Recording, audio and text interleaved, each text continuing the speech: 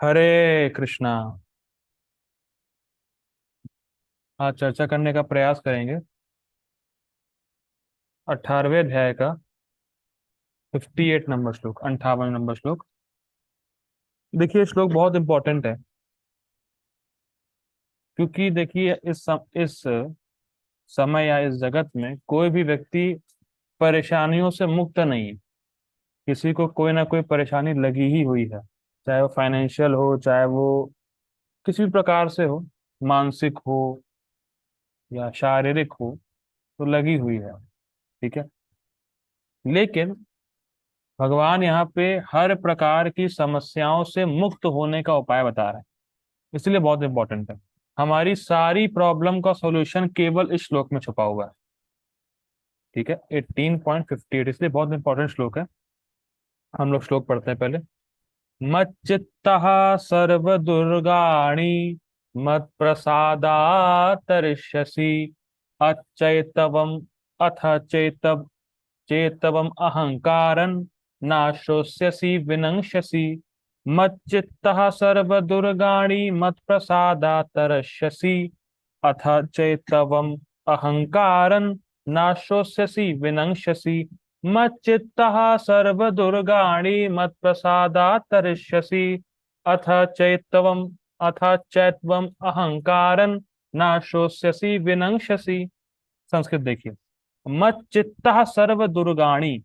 दुर्ग, दुर्ग का अर्थ होता है किला या जेल कह सकते हैं, या जिस चीज को बहुत जो चीज बहुत मुश्किल से हो, बहुत कठिनाई से हो, उसको दुर्ग बोलते हैं।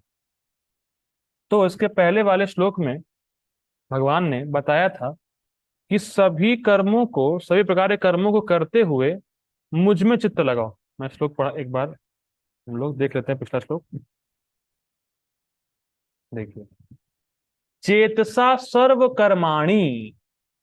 चेतसा सर्व कर्माणि, जो भी कर्म तुम कर रहे हो, अपने चित्त को मुझ में लगाओ। ठीक। अर्थात क्या मतलब है? अर्थात ये समझो कि मैं कृष्ण का नित्य दास हूं, मैं पूरी तरह कृष्ण पर निर्भर हूं, उनकी प्रसन्नता के लिए मुझे कार्य करना है। ये अर्थ था चेतसा सर्वकर्माणि। चेतना को कृष्ण में, अपने चित्त को कृष्ण में लगाने का अर्थ ये था। अब कोई ये प्रश्न करे भगवान से कि भाई, आप में चित्त को लगाने से फायदा क्या है, तो उस पे श्लोक बोल रहे हैं। लिंक समझ में आ रहा है? भगवान ने कल बोला कि सारे कर्मों को करते हुए अपने चित्त को मुझ में लगाओ। अच्छा ठीक है, मैंने चित्त आप में लगाया, उसका बेनिफिट क्या होगा, मुझे क्या मिलेगा? तो उस पे श्लोक बोल रहे हैं। क्या है देखिए। मत चित्ता सर्व दुर्गाणी। मत चित्ता, अगर तुम मुझ में अपने चित्त को लगाते हो, सर्व दुर्गाणी, तुम सारी प्रॉब्लम से फ्री हो जाओगे। देखिए मैं पहले बताया, हर कोई अपने जीवन में कष्ट का या प्रॉब्लम का अनुभव कर रहा है किसी ना किसी रूप में। लेकिन सबसे बड़ी प्रॉब्लम हमारी क्या है? सबसे बड़ी प्रॉब्लम हमारे हमारे में ये है कि हमारे गले में चेन बंधी हुई है। चेन बंधी हुई है, हमें तो नहीं दिख रही चेन। कहाँ है चेन? हमारे गले में चेन बंधी हुई है, लोहे की जंजीर बंधी हुई है। क्या कहने का मतलब, क्या कहना चाह रहे हैं? देखिए बहुत सुंदर। जब हम कृष्ण की तरफ थोड़ा आगे बढ़ते हैं, ये चेन टाइट हो जाती है। मैं समझा पा रहा हूं? और ये चेन है इंद्रिय भोग की। जैसे हम कृष्ण की तरफ आगे बढ़ते हैं, इंद्रिया कहती कहाँ कहाँ जा रहे हो, भोगों में आओ ना, भोगे में आओ ना। खींचती है हमें गला पकड़ के। देखिए जब तक आप भोगों में लगे, कोई टेंशन नहीं रहता आपको। जैसे ही आप भोगों से निवृत्त होकर कृष्ण की तरफ जाते हैं, तब समझ में आता है अरे यार, इंद्रियों का खिंचाव तो बहुत ज्यादा है। ऐसे भोग करते रहेंगे तो नॉर्मल है, लेकिन भोगों को छोड़ के कृष्ण की तरफ जाएंगे, तो महसूस होगा कि इंद्रियों का खिंचाव कितना ज्यादा है मेरे ऊपर, और मैं भोग करके सुखी हो नहीं सकता। तुम्हारी सबसे बड़ी प्रॉब्लम क्या है? ईश्वर विमुखता, कृष्ण विमुखता। एक बहुत सुंदर बात एक भक्त बोल रहे थे कि किसी व्यक्ति में अगर आप कोई भी दुर्गुण देख रहे हैं, तो उसकी उसका जड़ है कृष्ण से विमुख है वो। आप उसको कृष्ण के पास ले जाइए, सारे दुर्गुण भाग जाएंगे। लेकिन हम क्या करते हैं, अरे इसमें ये दुर्गुण है, वो दुर्गुण है, उसके दुर्गुण को गाना है, बताना है कि कितना बेकार आदमी है, ये बेकार है, इसमें ये कमी है, उसमें वो कमी है। अरे भैया किसी में कोई कमी नहीं है, अगर वो कृष्ण के सम्मुख हो जाए तो। क्या श्लोक है, मुझे याद नहीं आ रहा, लेकिन भागवतम में एक श्लोक है कि जो व्यक्ति कृष्ण का भक्त बन जाता है उसमें देवताओं के सारे गुण आ जाते हैं। ये श्लोक बिल्कुल नहीं याद आ रहा है। तो हमारी देखिए, बेसिकली कोई व्यक्ति बुरा नहीं है। बुरा चीज मेन जड़ क्या है कि वो कृष्ण के विमुख है, इसलिए बुरा है। अगर आप उसको कृष्ण के सम्मुख ले आएंगे, उसके सारे दुर्गुण चले जाएंगे। क्या भक्ति में आने से पहले हम में दुर्गुण नहीं थे क्या भैया? बताइए, क्या भक्ति में आने से पहले हमारे अंदर कोई दुर्गुण नहीं थे? थे ना। लेकिन कृष्ण की भक्ति करने लगे, दुर्गुण भागने लगे। मैं नहीं कह रहा हूं पूरे चले गए हैं, लेकिन बहुत तो चले ही गए हैं। ठीक है, तो सबसे बड़ी प्रॉब्लम क्या है, हम कृष्ण के विरुद्ध हैं, कृष्ण से विमुख हैं। तो इस प्रॉब्लम को दूर करना है। ठीक है, सबसे बड़ी प्रॉब्लम यही है। ठीक है, तो मत चित्त सदा दुर्गाणी, मुझ में चित्त लगाओगे तो सारी प्रॉब्लमों से तुम्हें छुटकारा मिल जाएगा। और मत प्रसादा तरिष्यसि, भगवान की कृपा से सारी प्रॉब्लमों को तुम पार कर जाओगे। काम क्रोध लोभ मोह मद मात्सर ये सब चला जाएगा। और फॉर्मूला बहुत सिंपल है, भगवान में चित्त को लगाए रखना। और वो कैसे होगा? श्रवण कीर्तन के द्वारा। देखिए, जब बोला जाता है भगवान में चित्त लगाने का, भगवान भगवान में चित्त लगाने का अर्थ है भगवान का स्मरण हो। और किसी भी चीज का स्मरण हमें तभी होता है जब हमने उसको देखा और सुना होता है। आदृष्टात आश्रुतात भावा ना भावो उपजायते, जो देखा नहीं, जो सुना नहीं, वो मन में आएगा नहीं। और जो देखा है, जो सुना है, वो मन में आएगा ही। तो इसीलिए अगर इस कृष्ण का स्मरण करना है तो कृष्ण के बारे में खूब सुनना है और कृष्ण के अर्च विग्रह को देखना है। तो कृष्ण हमारे चित्त से कभी ओझल नहीं होंगे। ठीक, और कृष्ण में एक बार चित्त फिक्स हो गया तो सारी प्रॉब्लम से हम छुटकारा पा जाएंगे। देखिए, लोग बहुत कुछ बोलते हैं कि तुम्हारी प्रॉब्लम का सॉल्यूशन ये है, तुम ये अपना लो, वो अपना लो, लेकिन वो सॉल्यूशन भी प्रॉब्लम के प्लेटफॉर्म पे होता है। मेरी बात समझ पा रहे हैं? बहुत सुंदर एक बात, पता नहीं साइंटिस्ट आइंस्टीन थे किसी दिन था, कि अगर आपका सॉल्यूशन प्रॉब्लम के प्लेटफॉर्म पे ही है तो वो सॉल्यूशन का कोई फायदा नहीं। भाई प्रॉब्लम कैसे है? इंद्रिय तृप्ति से। सॉल्यूशन क्या है? इंद्रिय तृप्ति। ये कैसे हो सकता है? तो पॉसिबल नहीं ना। तो हमारी सबसे बड़ी प्रॉब्लम है कृष्ण की विमुखता। और एक बार हमारा चित्त कृष्ण में लग जाएगा तो हमारी सारी प्रॉब्लम्स दूर हो जाएंगी। तो एक बार कृष्ण में चित्त को लगाना है, भगवान की कृपा से हम सारी परेशानियों को पार कर जाएंगे। अच्छा, अब कोई कहे कृष्ण मैं आप में चित्त नहीं लगाऊंगा, मान लीजिए कोई ऐसा बोले, कृष्ण मैं आप में चित्त नहीं लगाऊंगा, देखते हैं क्या होता है। देखिए भगवान क्या कह रहे हैं, अथा चेत अथा च इति, अगर तुम इस प्रकार से नहीं करते हो, किस प्रकार से, अगर तुम मुझ में चित्त को नहीं लगाते हो, अहंकारन, अहंकारवश, अगर तुम ये सोचते हो अरे मुझे सब कुछ पता है, मैं सब कुछ जानता हूं कि मेरा हित किसमें है, और अगर तुम मुझ में चित्त नहीं लगाओगे अहंकारवश, और ना श्रोष्यसि, अगर तुम मेरी बातों को नहीं सुनोगे या नहीं मानोगे, विनंक्षसि, तुम्हारा विनाश निश्चित है। कितना सुंदर, कितना सुंदर। भगवान में चित्त को लगाएंगे, सारे परेशानियों से पार हो जाएंगे। और जो भगवान में चित्त नहीं लगाएगा, भगवान की बात को नहीं सुनेगा, उसका विनाश निश्चित है, विनाश को प्राप्त हो जाएगा। ठीक है, इस श्लोक का अर्थ, अनुवाद देखिए प्रभुपाद जी का, यदि तुम मुझसे भावना भावित होगे तो मेरी कृपा से तुम बद्ध जीवन के सारे अवरोधों को लांग जाओगे। लेकिन यदि तुम मिथ्या अहंकार वश ऐसी ऐसी चेतना में कर्म नहीं करोगे और मेरी बात नहीं सुनोगे तो तुम विनष्ट हो जाओगे।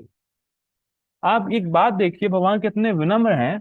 भगवान चॉइस दे रहे हैं, देखो अगर तुम सुनोगे तो पार हो जाओगे, नहीं सुनोगे तो विनाश हो जाएगा। तो चॉइस आपकी है कृष्ण अर्जुन। देखिए बात समझिए, बहुत गंभीर बात है। जब हम प्रचार करते हैं तो हम लोगों को चॉइस देते हैं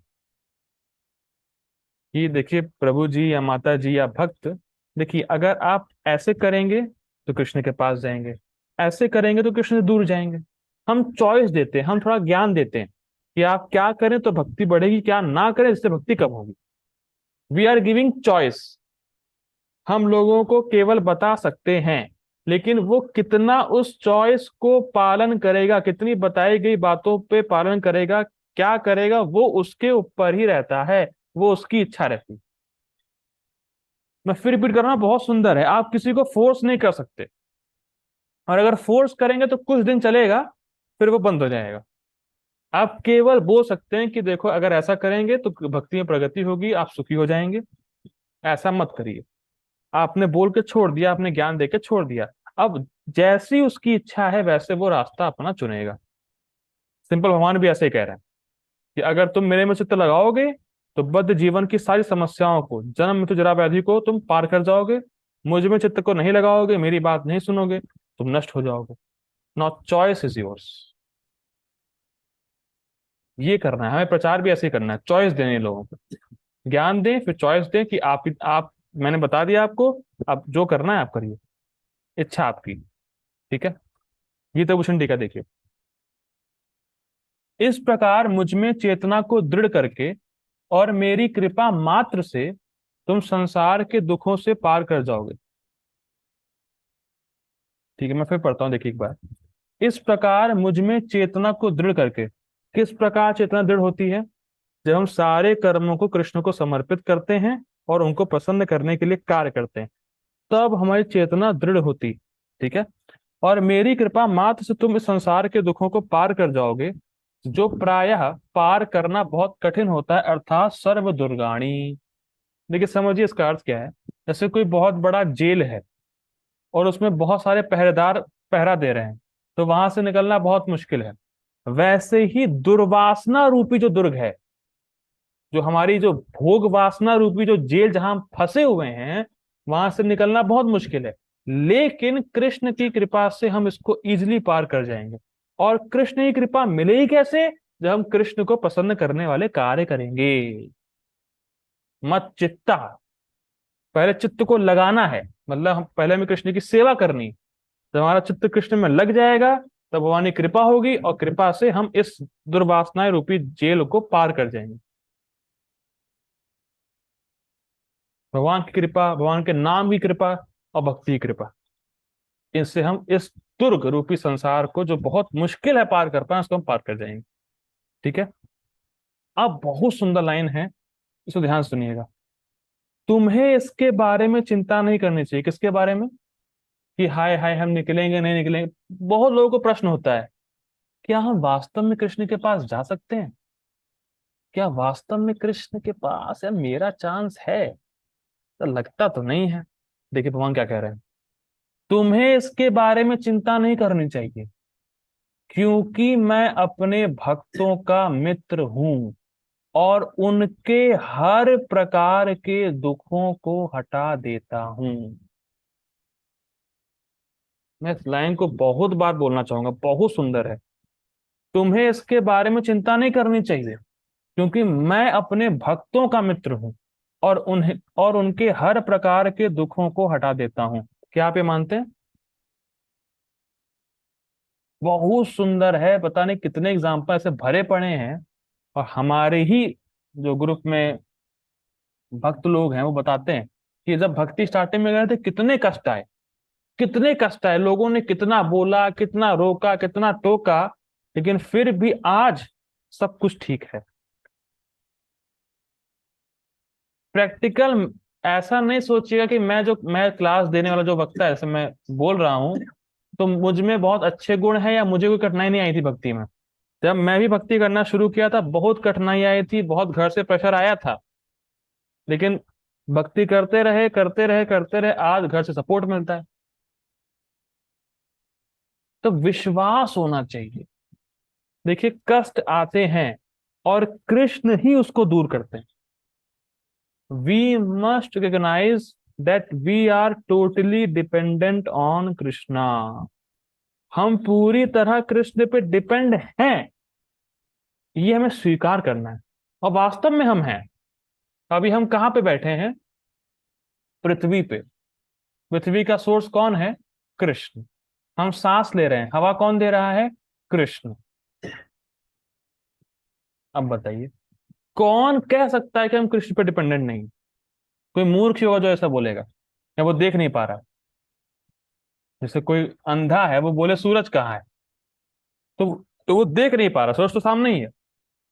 तो वैसे ही हम टोटली कृष्ण पे डिपेंड हैं ही, बस हमें स्वीकार करना है। बहुत सुंदर है।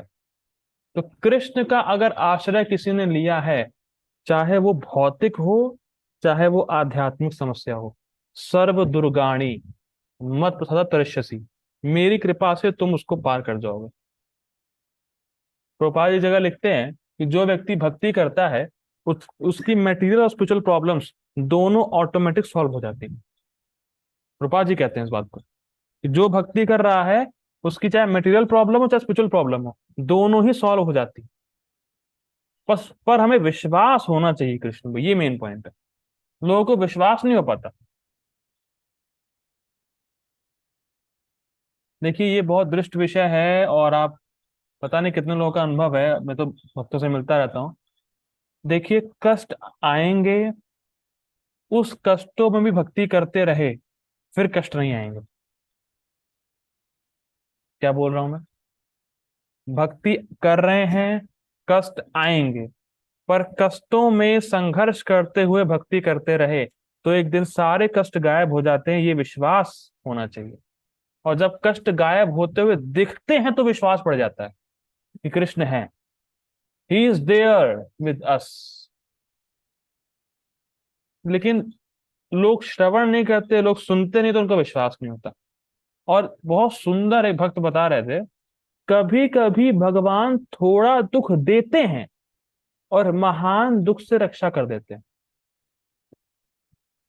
पर हम ये समझ नहीं पाते, अरे मैं तो भक्ति कर रहा हूं, कष्ट कैसे आ रहे हैं, दुख कैसे आ रहा है, खांसी कैसे हो रही है, बीमार कैसे पड़ रहे हैं? ये सब तो आएगा ही, कृष्ण ही दे रहे हैं। मैं बहुत धीरे जाऊंगा, उसको देखने का प्रयास करिएगा। भगवान थोड़ा दुख देते हैं, पर उस थोड़े दुख से महान दुख से बचाव करते हैं। इसका एग्जाम्पल समझिए, जैसे एक माँ, जैसे मान लीजिए किसी बच्चे को फोड़ा हो गया, तो उसकी माँ लेके जाती है डॉक्टर के पास, डॉक्टर उस फोड़े को फोड़ता है, पस निकालता है, बच्चे को कष्ट होता है, पर उस समय का जो कष्ट है, तो महान कष्ट से रक्षा हो जाती। फोड़ा कहीं बड़ा ना हो जाए, कहीं और नुकसान ना कर दे, तो उस महान कष्ट से अभी खाली जो पस निकल रहा है उसका कष्ट झेल लेगा, तो बहुत कल्याण हो जाएगा।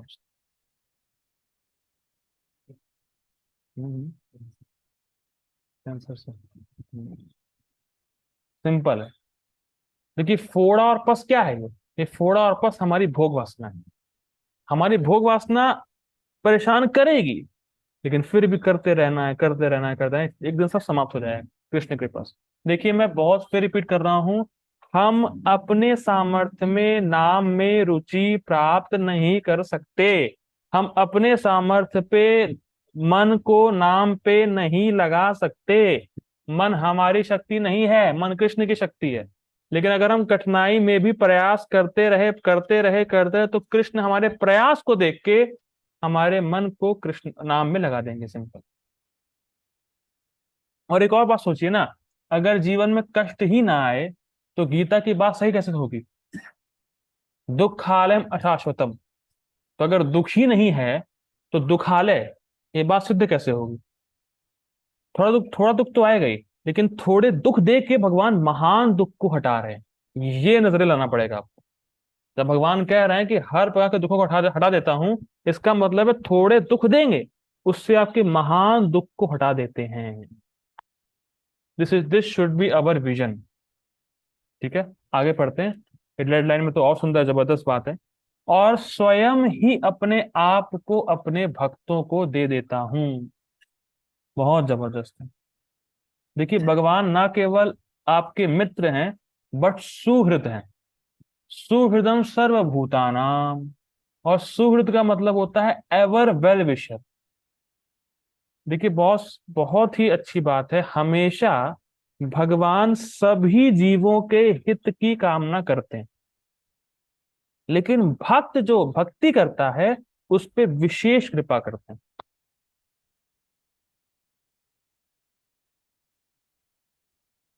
हरे कृष्णा पूर्व प्रभु जी।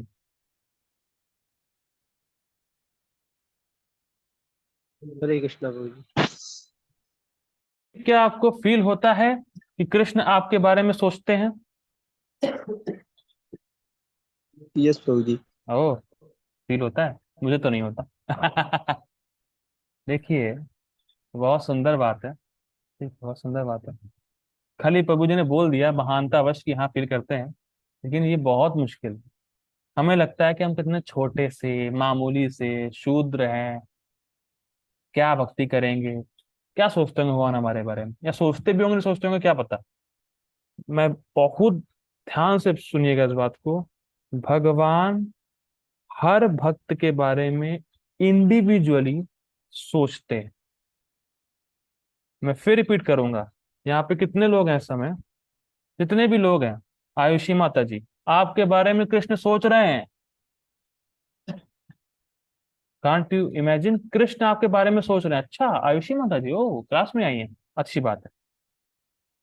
सोच रहे हैं कृष्ण हमारे बारे में। पता नहीं आपको, पता नहीं कैसा लग रहा है, मुझे तो बड़ा वो हो रहा है। कृष्ण हमारे बारे में सोचते हैं, और कितनी भी गलती कर ले हम लोग, फिर भी हमें भक्ति से जाने नहीं दे रहे। देखिए, गलती हमसे नहीं होती, खूब गलतियां होती, खूब अपराध होते हैं, लेकिन कृष्ण फिर भी हमें नहीं छोड़ रहे। अच्छा, और अगर जाना भी चाहेंगे भक्ति से, जाने नहीं देंगे अब। कृष्ण जो है डाई हार्ड लवर है। एक बार कृष्ण ने किसी को चाह लिया, भैया भाग नहीं पाओगे कृष्ण के चंगुल से। Die hard lover. बहुत सुंदर है। कितनी भी गलती कर ले, कितने भी अपराध हो जाएं, कृष्ण माफ कर देते हैं। क्यों? क्योंकि हरे कृष्णा कृष्ण कृष्ण हरे हरे, हरे राम राम राम हरे हरे, ये उच्चारण कर रहा है। नाम जपे पर तुझे ना जाने, उनको भी तू अपना माने, तेरी दया का अंत नहीं है, हे दुख नाशी रे। नाम जपे पर तुझे ना जाने, पर तू उनको अपना माने। बात समझिए, जिसने एक बार कृष्ण बोला है तद विषयमति, भगवान कहते हैं अरे भाई साहब, ये मेरा आदमी है और मुझे इसकी रक्षा करनी। ये बहुत जबरदस्त श्लोक है। विश्वनाथ ठाकुर ठाकुर कमेंट्री में लिखते हैं कि जब अजामिल ने नारायण शब्द, नारायण नाम बोला, तो नारायण नाम भगवान ने सुना वैकुंठ में। ये मत सोचिएगा कि हम जो हरे कृष्ण महामंत्र बोलते कोई सुनता नहीं है। कृष्ण पर्सनली सुनते हैं कि अच्छा, श्रेयांश ने इतनी बार मुझे बोला, अपूर्व प्रभु जी इतनी बार बोला, आयुषी माता जी ने इतनी बार बोला। पर्सनली सुनते हैं, पर्सनली। बहुत जबरदस्त है भैया, क्या बताएं। ठीक है, कृष्ण अपने आप को दे देते हैं। देखिए, अब बात समझिए, किस व्यक्ति को देते हैं भगवान अपने आप को? जो निष्काम भावना से कृष्ण का प्रेम प्राप्त करने के लिए कृष्ण का भजन करता है। महाराज जी संबंध में बहुत अच्छा बोलते हैं कि अगर आप एक बार निष्काम बन गए, आपको कुछ चाहिए ही नहीं, तो भगवान कहते हैं इसको इसको तो कुछ भी नहीं चाहिए, तो मुझे ही अपने आप को देना पड़ेगा। और कोई ऑप्शन ही नहीं है कृष्ण के पास। भाई हमें कुछ चाहिए नहीं, तो कृष्ण सोचते हैं भाई भक्ति का फल तो अमोघ है, भक्ति का फल तो मिलता ही है, इसको कुछ चाहिए नहीं, तो मुझे अपने आप को ही देना पड़ेगा।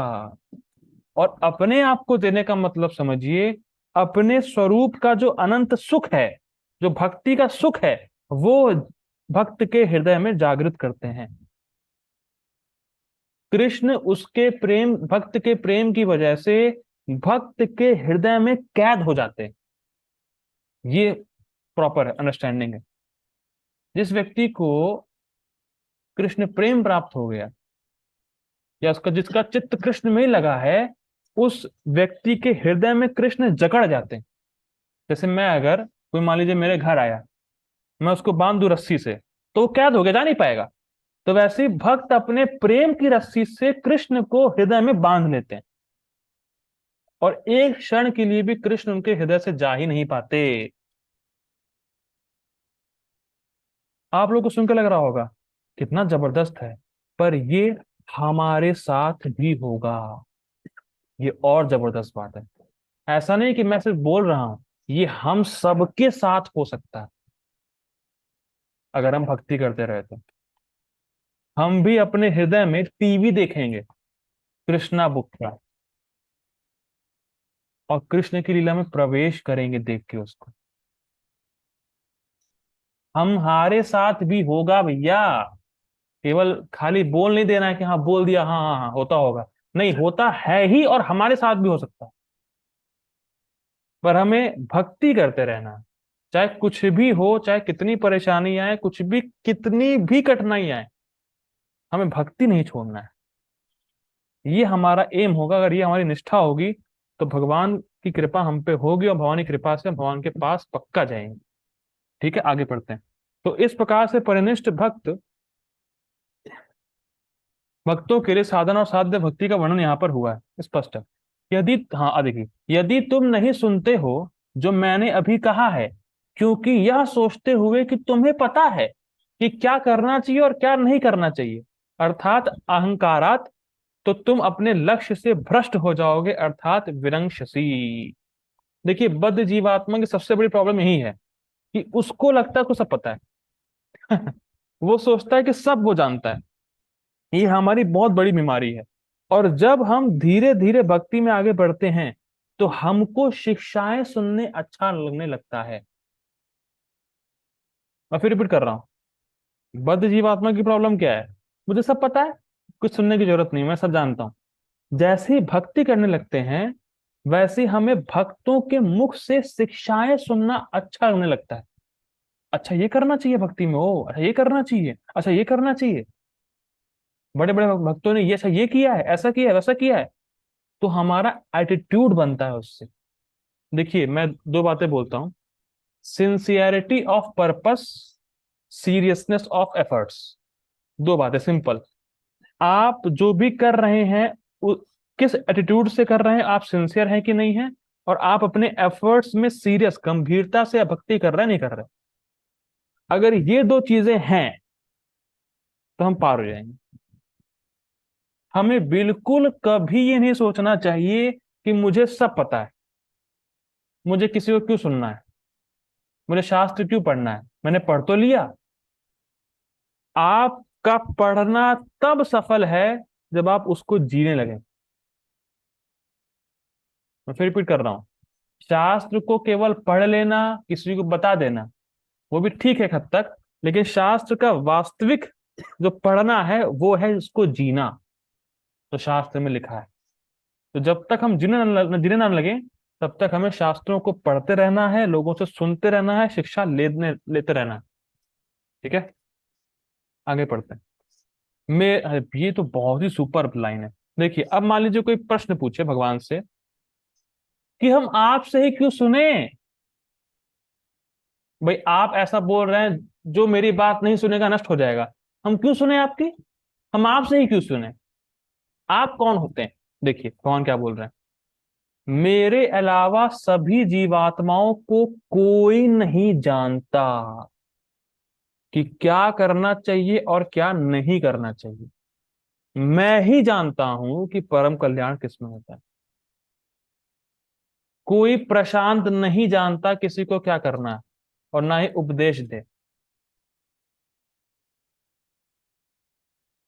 जो अपने आगे आचार लगाते हैं और भगवान की बात को काटते हैं, मूर्ख कहीं के, नष्ट होंगे, नष्ट। विनक्ष्यसि, भगवान बोल रहे हैं। ठीक है, बहुत सुंदर भगवान बोल रहे हैं। कि भगवान ही हमारे हित के लिए जानते हैं, हमारा हित किसमें, हमें क्या करना है क्या नहीं करना है, भगवान ही जानते हैं। वेदा हम समतितानि वर्तमानानि च अर्जुना भविष्यानि च भूतानि माम तु वेद न कश्चना। मैं पास्ट प्रेजेंट फ्यूचर सब जानता हूँ। क्या हमारे जो सो कॉल्ड रास्कल्स जो आजकल बहुत फेमस हो रहे हैं, क्या जानते हैं फ्यूचर क्या है उनका? जानते हैं फ्यूचर? हो सकता है कल ही हार्ट अटैक आ जाए, खत्म हो जाएगा खेल। बहुत दुखदायक है, लोग पता नहीं क्या बातें करने लगे हैं आजकल। मीडिया सबसे ठीक है, कोई बात नहीं, बोलेंगे नहीं आगे। देखिए यहाँ पे बात समझिए, यहाँ पे बोला क्या जा रहा है। देखिए जब भगवान हमारे हित के लिए कुछ बोल रहे हैं और अगर हम उसका पालन करते हैं, वो साधन अमोघ है। मैं इसको फिर रिपीट कर रहा हूं। भगवान ने मुझसे बोला भाई तुम ये करो, और मैंने अगर वो सुन के वही किया, दुनिया की कोई ताकत नहीं है जो उसको फेल कर सके। कोई ताकत नहीं है। जो भगवान की शिक्षाओं का पालन कर रहा है, वो उसको भगवान की कृपा प्राप्त होगी। माया वगैरह कुछ भी छू नहीं सकती उसको। माया वगैरह कुछ नहीं कर पाएगी जो भगवान की शिक्षाओं को एज इट इज पालन कर रहा है। इसीलिए आज मुझे समझ में आया, प्रभुपाद जी एक जगह बोलते हैं, जो 16 माला का जप करता है उसको माया कभी हरा नहीं सकती। क्यों? क्योंकि ये 16 माला का जप किसका आदेश है? भगवान कृष्ण का स्वयं। Power of attorney. तो जो व्यक्ति 16 माला का जप करेगा, तीनों लोकों में कोई ताकत नहीं है जो उसको ठप कर सके। कोई ताकत नहीं तीनों लोकों में। प्रभुपाद जी इस बात को बोलते हैं। बताइए। देखिए जो 16 माला का जप किया है वो सेफ जोन में है। सिंपल समझिए, अगर आज आपका 16 माला हुआ है और अगर आपने आज शरीर छोड़ा है, आप सेफ हैं। टिकट आपके हाथ में है। और मृत्यु तो कभी भी हो सकती है। इसीलिए हमें सुबह सुबह उठ के सबसे पहला काम 16 माला का जप, क्योंकि ये टिकट है हमारी गोलोक धाम जाने की, टिकट। और टिकट होगी तब पहुंच पाएंगे। एक बहुत सुंदर बात एक भक्त बता रहे थे। महाप्रभु क्या है? नमो महावदन्याय, सबसे परम कृपालु हैं। और परम कृपालु हैं, और अगर वो हरे कृष्ण महामंत्र दे रहे हैं तो इसका मतलब है कि इससे ऊपर कुछ नहीं है। क्योंकि अगर इसके ऊपर कुछ होता और वो महावदन्याय हैं तो दे दिए होते, लेकिन उन्होंने हरे कृष्ण महामंत्र दिया है। इसीलिए भगवान यह बोल रहे हैं, मैं ही जानता हूं कि परम कल्याण किसमें होता है। नाम संकीर्तन ऐ परम उपाय, महाप्रभु बोलते हैं। हम लोग गाते भी तो हैं, परम विजयते श्री कृष्ण संकीर्तनम।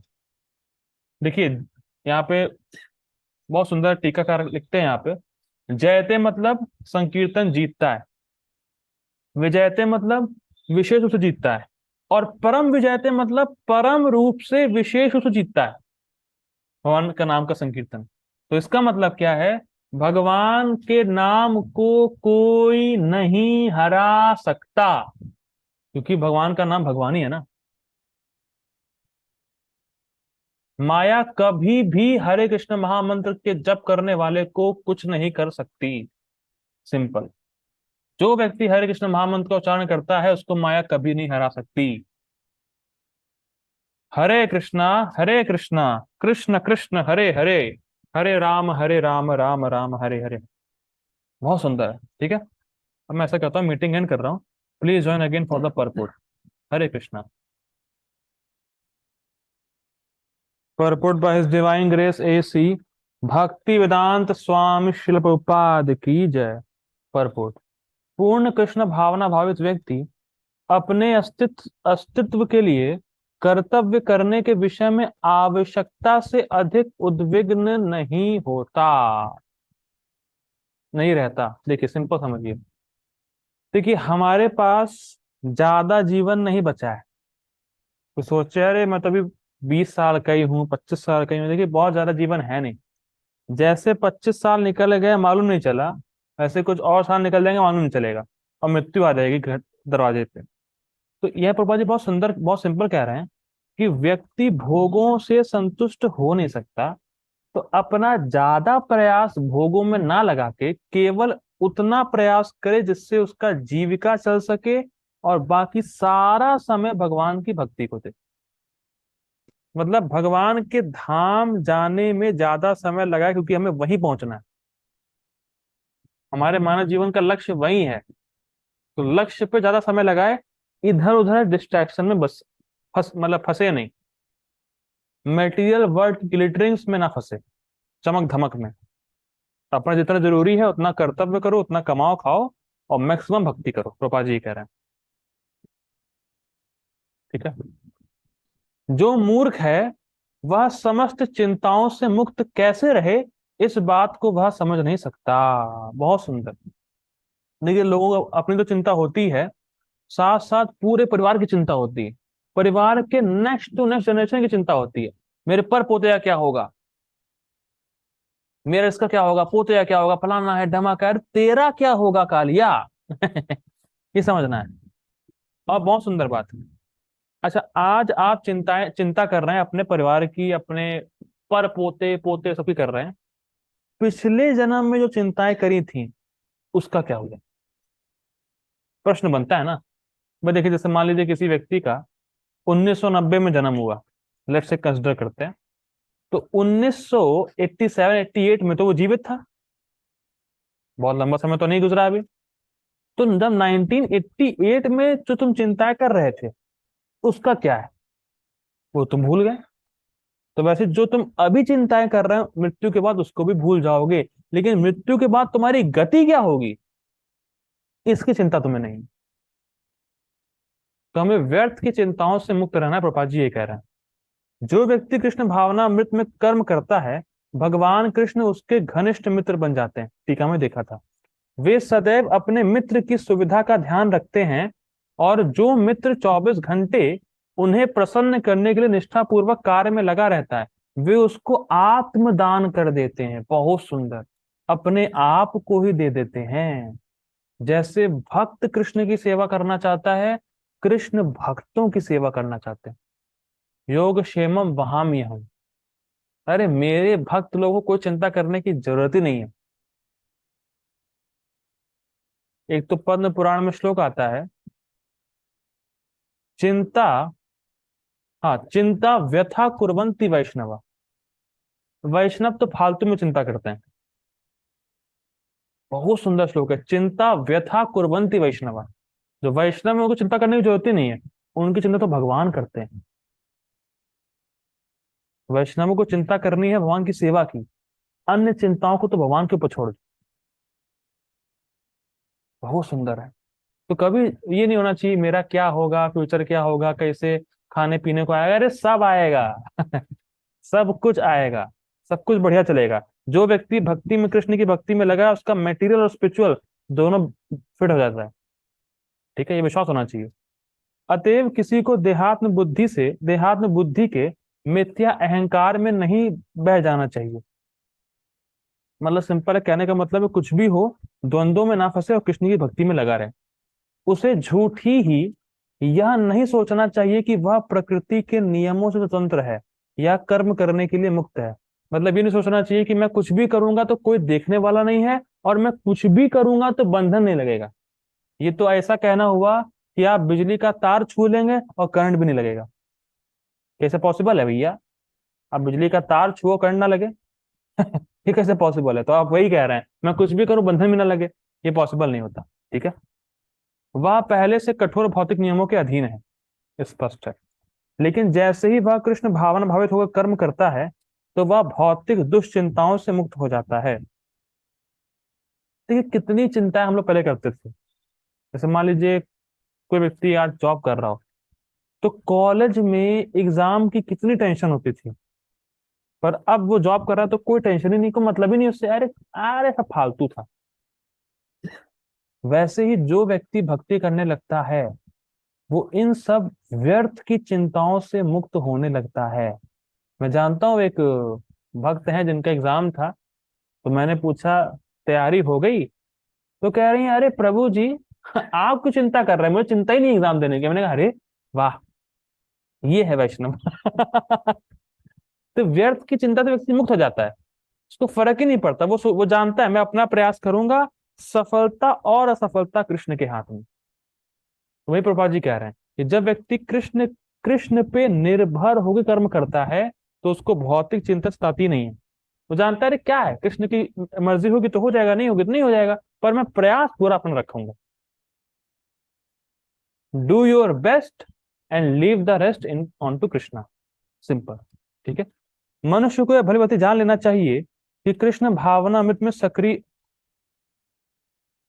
मनुष्य को यह भली भांति जान लेना चाहिए कि जो कृष्ण भावनामृत में सक्रिय नहीं है, हाँ ठीक है, वह जन्म मृत्यु रूपी सागर के भंवर में पड़कर अपना विनाश कर रहा है। बहुत सुंदर, बहुत सुंदर। जो व्यक्ति भक्ति नहीं कर रहा है वो अपना ही विनाश कर रहा है। प्रभुपाद जी कह रहे हैं आत्महत्या कर रहा है, आत्मा की हत्या। आत्मा मरता नहीं, आत्मा की हत्या मतलब वो अज्ञान के सागर में और गहराई से जा रहा है। और हमें ऐसे लोगों को बचाना है प्रचार करके। हमारे पे बहुत बड़ी जिम्मेदारी है। देखिए पता नहीं भक्तों को लगता ही नहीं कि हमारे हमारे ऊपर जिम्मेदारी, हमारे ऊपर दुनिया की सबसे बड़ी जिम्मेदारी लोगों को अज्ञान से मुक्त करना, और ये कोई नहीं कर रहा है। अगर आप प्रैक्टिकली देखें तो प्रामाणिक भक्तों का संग मिल पाना इज नेक्स्ट टू इम्पॉसिबल। ये कलयुग चल रहा है, कलयुग। एक तो पता नहीं कोई भक्त बता रहे थे, आप बता ना कलयुग में क्या बता रहे थे आज, कलयुग का क्या बता रहे थे आप? उसको कलयुग का बोल रहे थे। हाँ ठीक है। आज अपूर्व प्रभु जी मेरे घर पधारे हैं। हरे कृष्णा। तो घर से क्लास दे रहे हैं। तो हाँ कुछ तो बात ही कर रहे थे कलयुग के बारे में, भूल गया मैं। लेकिन सिंपल है कि बहुत रेयर है। हाँ प्रभु जी याद आ गया, कह रहे थे कलयुग में हमें क्या चीज मिल गई है कि हम सुधर गए, हम लोग मतलब हम लोग वहाँ ऐसे अज्ञान में नहीं पड़े हुए हैं। देखिए बहुत सिंपल है, हमें प्रामाणिक भक्तों का संग मिला और ये बहुत रेयर है। और जो इसकी वैल्यू नहीं करता है वही कैजुअल लेता है भक्तों को। ब्रह्मांड भ्रमिते कौन भाग्यवान जीव। भैया ब्रह्मांड खाली ये छोटा मोटा ये अर्थ नहीं जहां पे अभी है। ब्रह्मांड, चांद सितारे, यहां वहां कितने जीव हैं, असंख्य जीव हैं। ब्रह्मांड भ्रमित कौन भाग्यवान जीव, गुरु कृष्ण प्रसादे पाए भक्ति लता बीज। We are so so so so rare कि हमें प्रमाणिक भक्तों का संग प्राप्त है। आप बाहर निकलिए, लोगों को देखिए, कितने लोग अज्ञान में हैं, और आप कितने फॉर्चुनेट कि आपको भक्ति करने का मौका मिला है प्रामाणिक रूप से। वरना लोग तो अपना विनाश ही कर रहे हैं, अपने आप को ही मार रहे हैं। मंडनम लोक रंजनम, सब डेड बॉडी घूम रही है हमारे आसपास। जो भक्ति नहीं कर रहा है वो डेड है, डेड बॉडी है वो। प्रपात जी बोलते हैं जिए तो अभी हम हैं। वो एक गाना है ना, जिए क्यों, अब पता चला हमें जिए क्यों। जीना है कृष्ण के लिए, कृष्ण को पाने के लिए जीना है। और जो कृष्ण को पाने के लिए नहीं जी रहा वो सब मर रहे हैं, सब मरे हुए हैं। ठीक है। याद है गाना, याद है किसान से। कोई भी बद्ध जीव या सही सही नहीं जानता कि क्या करना है और क्या नहीं करना है। लेकिन जो व्यक्ति कृष्ण भावना भावित होकर कर्म कर्म अंतर से करता है वह कर्म करने के लिए मुक्त है, क्योंकि प्रत्येक किया हुआ कर्म कृष्ण द्वारा प्रेरित तथा गुरु द्वारा पुष्ट होता है। कृष्ण द्वारा प्रेरित मतलब शास्त्रों के अनुसार, और गुरु द्वारा पुष्ट मतलब शास्त्र में जो लिखा है उसको कैसे करना है ये गुरु बताते हैं। ठीक है। तो इस प्रकार से कर्म करते हुए चित्त को भगवान में लगाते हुए भगवान की कृपा से हम मृत्यु रूपी सागर को संसार रूपी सागर को पार कर जाते हैं। और जो ये बात नहीं मानता है उसका विनाश पक्का है। तो अब आपके हाथों में, आपको विनाश चाहिए कि प्रगति चाहिए? ठीक है।